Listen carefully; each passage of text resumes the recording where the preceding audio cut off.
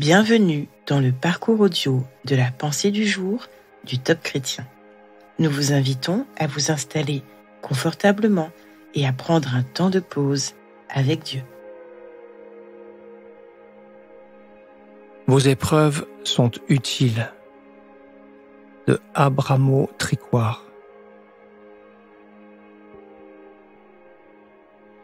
Voici, comme l'argile est dans la main du potier, vous êtes dans ma main, dit l'Éternel.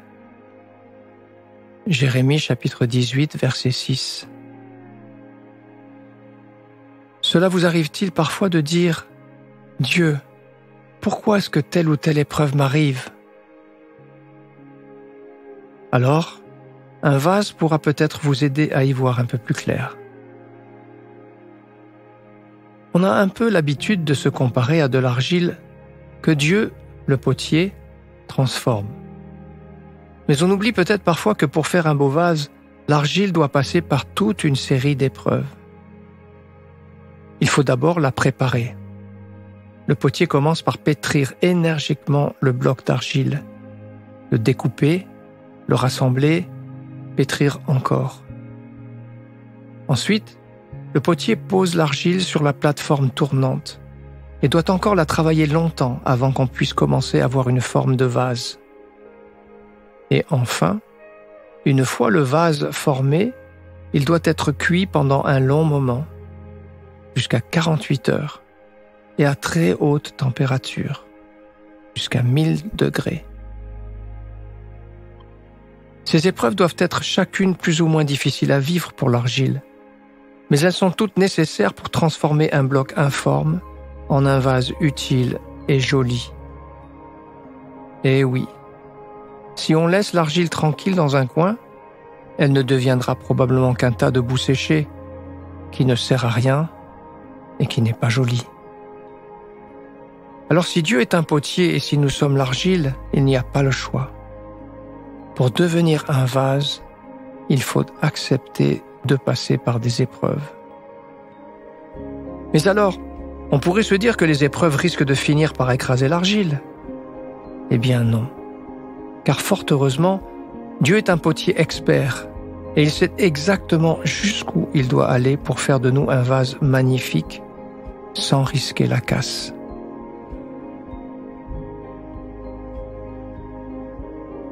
Êtes-vous prêt à faire confiance au divin potier pour vous former à travers les épreuves que vous vivez ? Prenez le temps d'écouter ce qu'il veut vous dire à ce sujet.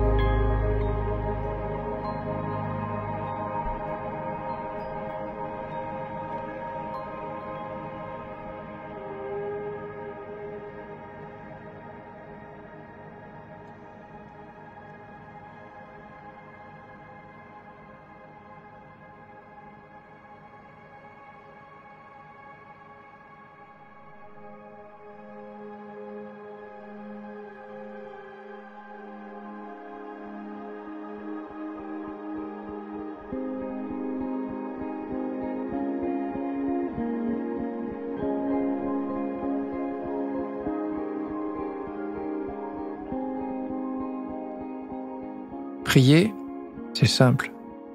Parlez à Dieu en toute confiance, comme avec un ami proche. Dieu vous aime et il peut tout entendre. Voici un exemple de prière. Seigneur, j'ose te le dire, je déteste les épreuves, la maladie, la souffrance. Pourtant, je veux croire aujourd'hui que tu peux en tirer de bonnes choses pour ma vie, en particulier pour mon caractère. Amen.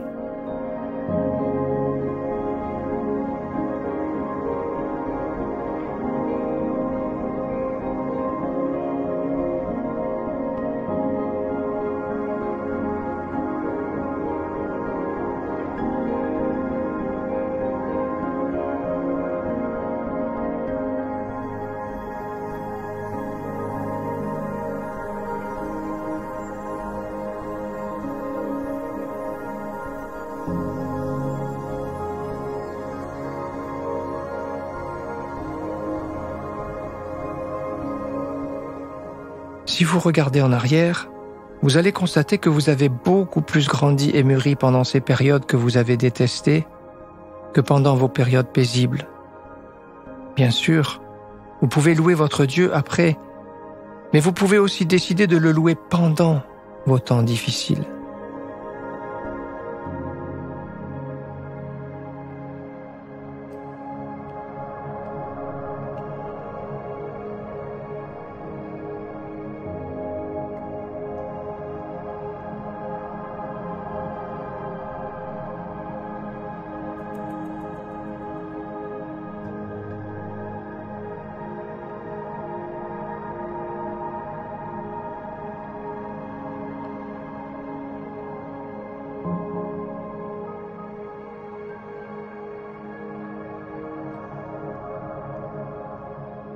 Puisque vous êtes maintenant convaincu que Dieu se sert de tout pour vous faire grandir dans la foi et la confiance en lui, vous pouvez dès aujourd'hui décider d'être acteur et non plus seulement victime dans vos pires périodes.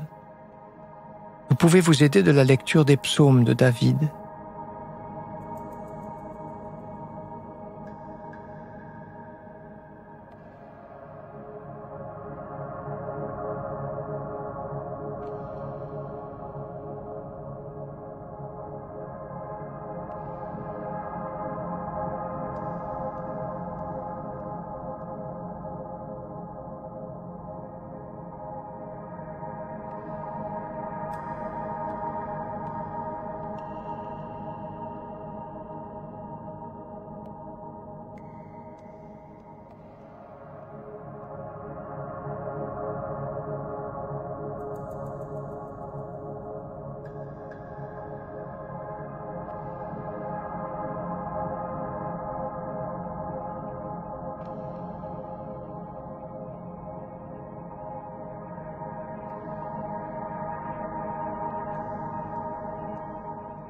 Notre parcours du jour se termine. Prions ensemble afin d'honorer notre Dieu. Merci, mon Dieu, tu es toujours aux commandes, même quand je ne le vois pas, et tu veux toujours le meilleur pour moi. À toi soit le règne, la puissance et la gloire. Amen.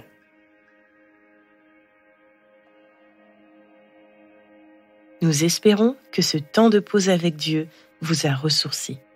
Rendez-vous demain pour un temps de Séla avec la pensée du jour.